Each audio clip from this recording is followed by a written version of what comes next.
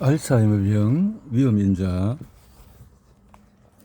알츠하이머병의 위험인자의 하나인 비만을 해소하려면, 비만은 알츠하이머병의 위험인자 중에 하나로서 알려져 있다. 중세지방산이라는 지질을 섭취하면 비만의 원인이 예방되지 않을까? 앞에도 설명한 것처럼 중세지방산은 장에서 빠르게 흡수되어서 간의 케톤체 혈액에 들어가서 케톤체로 분해됩니다. 그리고 혈액 속에 방출되면 뇌의 신경세포나 근육, 심근 등 에너지를 대량으로 소비하는 부위에서 신속하게 사용되고 말죠. 다른 포화지방산과는 달리 중세지방산으로 변환되어서 지방 조직으로 축적이 되지를 않습니다.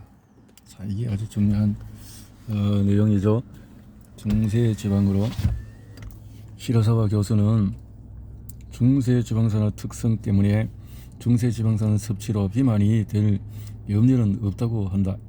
오히려 지방산 조직에 축적된 중성지방을 줄이는 작용을 하며 음식으로 섭취하는 지방을 코코넛 오일로 대체함으로써 1년간 몇 킬로그램을 감량했다는 연구 보고가 있다. 식생활이 풍부해진 일본인은 당질 의존증에 빠져 있다고도 할 수 있어요. 과거에는 당질 보고본이 밥 같은 주식이 대부분이었지만 지금은 밥이나 밥, 국수 등을 먹는 것도 모자라서 과자로 당질을 많이 먹고 있습니다. 알츠하이머 병을 예방하기 위한 7가지 조건은 당질 섭취를 제한하고 70% 정도의 식사를 하고 의식적으로 등푸른 생선을 섭취하고 매끼 채소나 과일을 먹고 염분을 삼가고 적당한 운동을 습관화하고 흡연자라면 즉시 금연한다. 자, 이렇게 염분이란 것은 요즘 가공 염분이 너무 안 좋은 역할을 많이 하죠. 너무 많이 식품 속에 들어가는 것 같습니다. 설탕과 같이. 불포화 지방산의 종류와 특징은, 불포화 지방산은 다가 불포화 지방산과 일가 불포화 지방산이 있는데, 그래서 다가 홍화씨, 해바라기씨, 이 참기름 이런 등등이고, 자, 일가 불포화 지방산은 올리브, 아몬드, 또 채 종류 등에 많이 함유되어 있는, 그래서 LDL 콜레스테롤을 줄여줄 수 있는 원래 인산 이런 것들이 도움이 된다라는 거죠. 시라사와 교수가 이렇게 불포화 지방산의 균형을 이루는 것이 중요하다라고 말했습니다.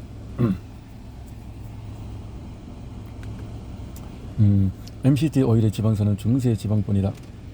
MCT 오일은 혈중 케톤체 수치를 빠르게 높인다. 혈중 케톤체 수치를 일정 수준으로 유지하는 것이 중요하다. 우리 몸에 꼭 필요한 지방산 섭취 요령은, 중세 지방산을 섭취한 만큼 다른 오일은 어떻게 섭취하면 좋을까? 코코넛 오일에 많이 함유되어 있는 중세 지방산이 신속하게 에너지 대사 작용을 하여 중성지방으로 변환하기 되기 어렵다고 해도 1g당 에너지 양은 약 다른 지방산보다도 상과 같다. 따라서 코코넛 오일이나 MCT 오일을 섭취한 만큼 다른 오일을 줄여야 한다. 먼저 줄여야 할 대상은 육류의 기름기, 버터 등 유제품, 동물의 지방이 많이 함유되어 있는 단세 지방산이나 장세 지방산이다. 이들 포화 지방산은 혈중 혈소판을 응집시키기 때문에 혈액 점도가 높아져서 혈류가 막힌다. 육류에 또 간에서 콜레스테롤이나 중성지방으로 합성이 된다. 그래서 조금 혈중에 LDL 콜레스테롤이 지나치게 많아지면 동맥경화를 일으킨다. 나아가서 LDL 콜레스테롤이 활성산소에 의해서 산화되면 노화를 촉진시키게 된다. 동물성 포화지방산은 알츠하이머 병의 발병에 관여하는 것으로 알려지고 있다. 미국 시카고시에서 65세 이상의 건강한 고령자를 대상으로 포화지방산 섭취 방법을 약 4년간 걸쳐서 추적 조사했는데, 결과로 포화지방산의 섭취량이 많은 사람일수록 알츠하이머 병이 많이 발병했다. 발병 위험은 섭취량이 적은 사람에 비해서 2.2배나 높았다. 이러한 결과에서 미루어 볼 때 동물성 포화지방산은 가능하면 피하는 것이 좋다.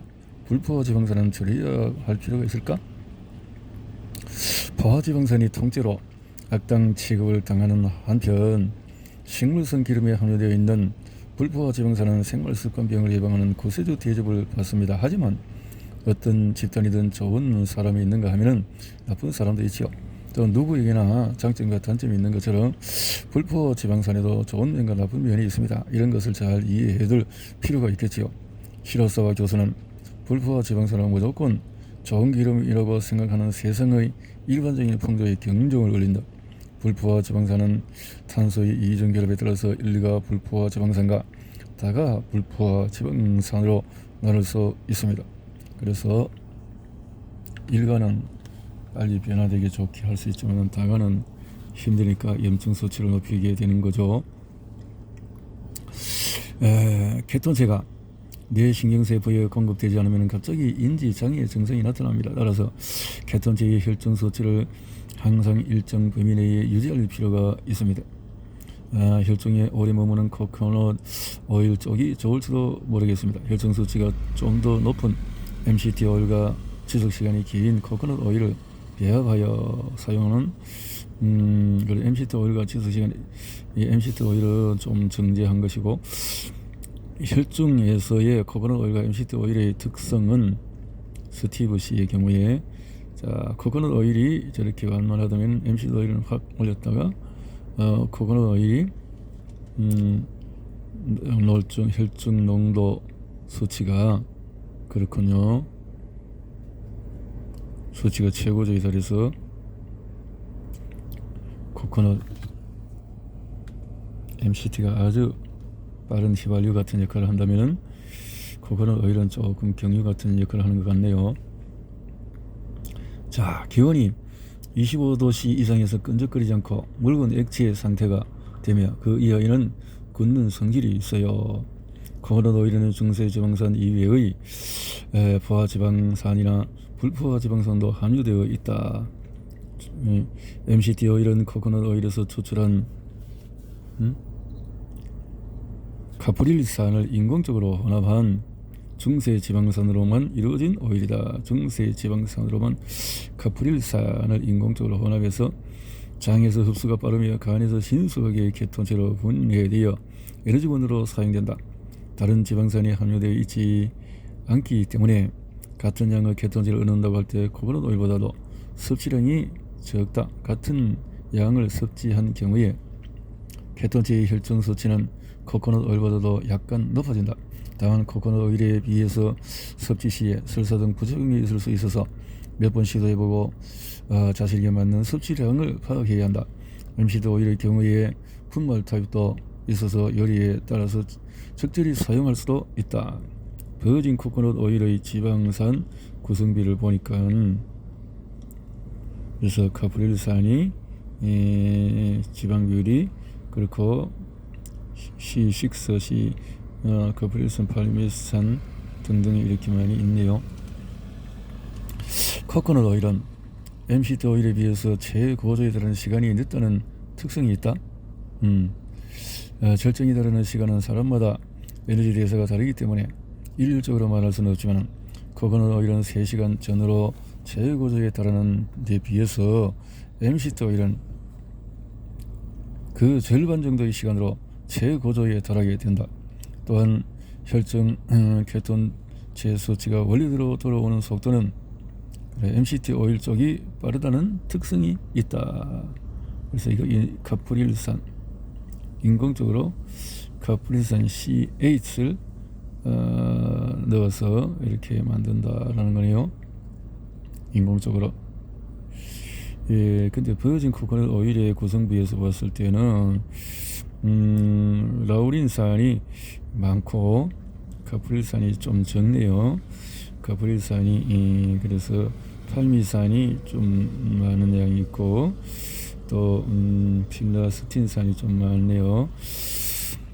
뉴포트 박사의 남편인 스티브 씨의 경우에 MCT 오일은 약 1시간 반 만에 최고조에 달해서 3시간 후에는 원래 수치로 돌아오고, 코코넛 오일은 약 3시간 만에 최고조에 달해서 7시간, 8시간 혈중에 머물다가 원래 수치로 돌아온다고 한다.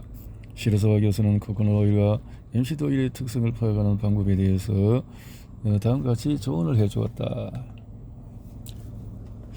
이렇게 해서 라우린산 등도 있고, 인간을 대상으로 한 중세지방산이나 케톤체에 대한 임상시험이 여러 차례 이루어지고 있는데, 매번 좋은 결과를 얻는 데서 케톤체가 알츠하이머병을 비롯한 변성된 신경세포의 에너지원이 된다는 것이 과학적으로 증명이 되었다고 할 수 있다.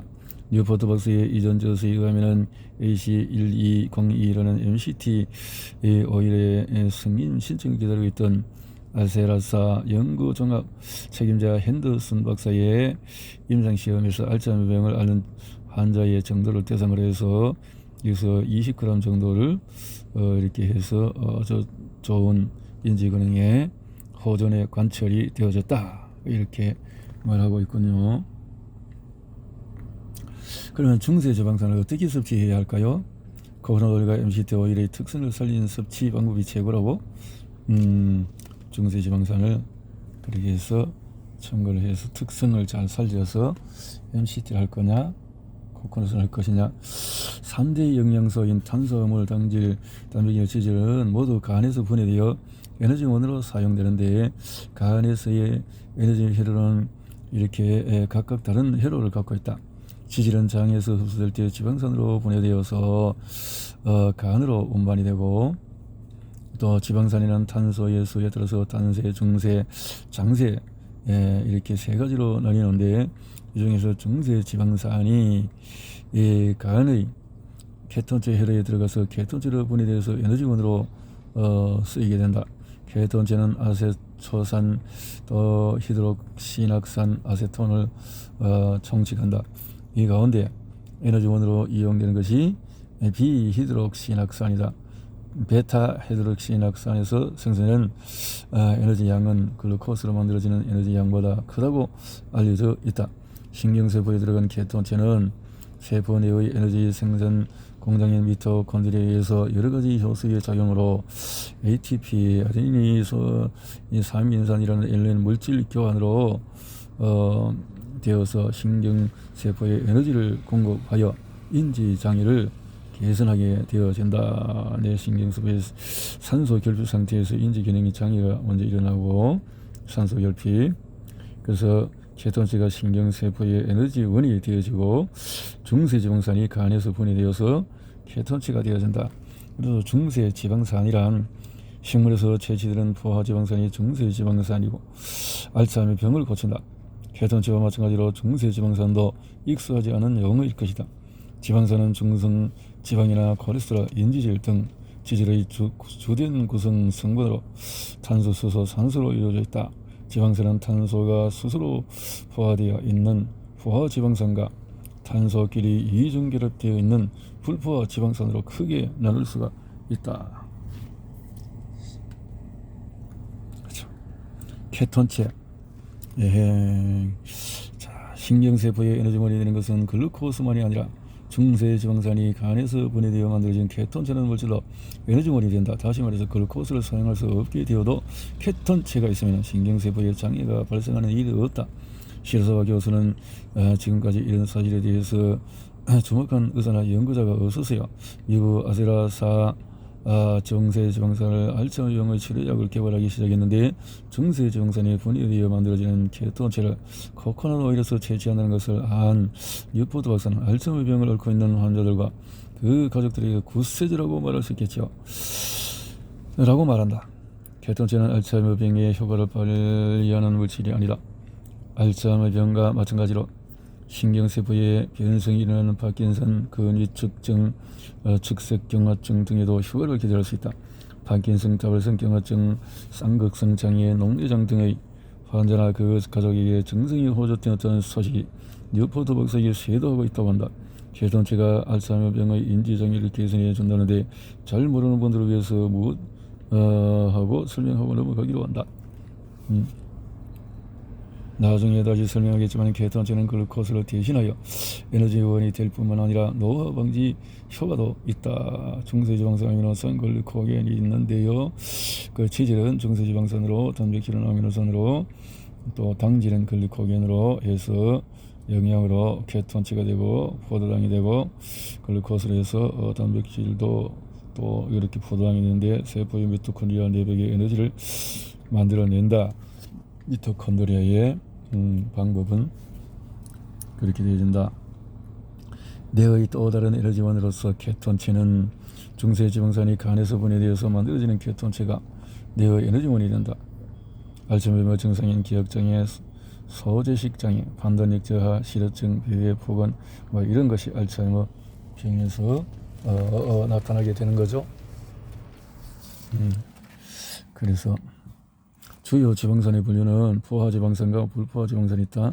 포화지방산은 단세, 중세, 장세가 있어서 식초 등에서 단세, 식초, 버터 등이 있고, 단세는 카프론산이 있고, 중세는 우유, 모유, 코코넛 오일, 팜유, 팜 오일 이런 것이 중세 지방산이 있고, 장세는 코코넛 오일과 또 역시 동식물에서 늘 있는 이런 것이 있고, 스테아린산, 발미산 있고, 불포화지방산은 올레인산, 리놀산, 올리브유라든가 이런 게 옥수수유 이런 것이 불포화지방산이 있고, 리놀산은 아마인, 들기름 등이 있고, 에이코사, 엔산, 참치, 고등어 다가 불포화지방산 중에서 EPA, DHA, 참치, 고등어 다가 불포화지방산 중에서도 이렇게 리놀산 같은 것이 있는 반면에 이렇게 그렇군요. 장세지방산, 알츠하이머병의 구세주인 중세지방산은 일반적으로 악당 취급을 받는 포화지방산의 하나이다. 시로사와 교수는 포화지방산을 하면은 비만이나 동맥경의 원인이 되는 악당 이미지를 떠올리는 사람이 많을 겁니다. 그러나 포화지방산을 몽뚱그려서 악당으로 결론 내려서는 안 됩니다. 중세지방산처럼 천사 포화지방산도 있으니까요. 하고 같은 포화지방산이라도 중세지방산은 단세지방산이나 정세지방산과는 기능이 다르다는 것을 지적한다. 중세지방산은 장에서의 소화 흡수에서 소화효소의 도움을 빌리지 않기 때문에 장세지방산의 약 4배 속도로 흡수가 되고, 그리고 장세지방산의 10배 속도로 에너지 대사에 작용을 하기 때문에 비만의 원인이 되는 중성지방으로 변환되기가 어렵다는 특징이 있다라는 거죠. 자, 이 장세 동식물에서 늘 있는 스테아린산 이런 것들은, 팔미틴산 이런 것은 장세지방산으로 느리다. 중성지방이 될 수 있는 우려가 있다. 그 말이네요. 자, 단세지방산이나 장세지방산은 육류나 의류, 버터 등의 유제품 같은 동물성 포화지방산이 많이 함유되어 있다. 반면에 중세지방산은 코코넛 오일 등 식물성 포화지방산이 많이 함유되어 있다. 코코넛 오일에 함유되어 있는 모든 지방산이 중세지방산은 아니지만 약 60%가 중세지방산이기 때문에 효율적으로 이렇게 해서 추천하는 것들은 뭐 이런 과일들과 같이, 코코넛 오일과 같이 이래 먹을 수 있는 것들이 있다라는 거죠. 밥 대신에 데친 브로콜리나 콜리플라워 이런 것들을 먹으면 도움이 될 것이다. 이런 거죠. 포인트는 아밀로이드 베타 단백이 뇌의 신경세포를 변성시킨다. 그래서 2025년에 인지증 환자가 약 323만 명으로 급증할 것이다. 코코넛 오일을 섭취하고 나서 인지장애가 개선이 되었다 하는 것이 포인트인데요. 원인을 관찰해보니, 자, 알츠하이머증이 많고 약 80%는 알츠하이머형이다.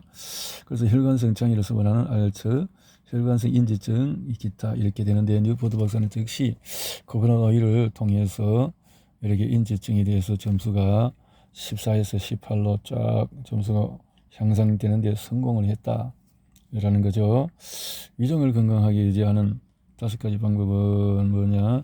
과일, 채소, 섬유소가 풍부하고, 또 소금, 마른 고기와 생선을 줄이자 이런 방법인데, 그러나 적당한 소금이 우리가 소화 효소가 되어진다는 것을 우리는 기억을 했고, 또 적정 체중을 유지할 것을 비만은 또 물론 여러 가지 문제가 올 수 있기 때문에 자 제4장에서 이제 넘어가면은 이제 간에 대한 것을 쭉 공부를 해 보겠네요.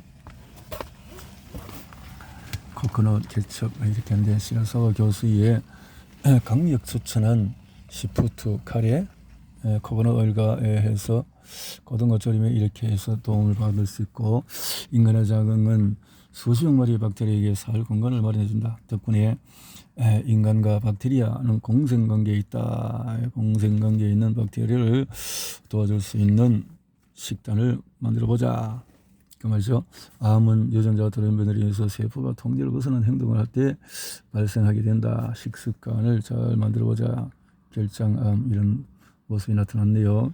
장, 미소, 식물근, 설사, 항생제 여러 번 장속에서 300종 내지 500종에 달하는 다양한 박테리아가 서식하고 있는데 자 이런 자세에서 미소 식물근이라고 하는 단어를 좋아한다. 시적으로 들리기도 하고 우리 장 내막에 덮고 있는 작은 꽃의 이미지가 있다. 미소 생료부터 검은색의 가느다란 막대 모양으로 보이는 것은 유승균 박테리아를 800배 정도 확대해서 유승균이 이렇게 이 조그만 벌레 같은 녀석들을 무서워할 필요가 없다.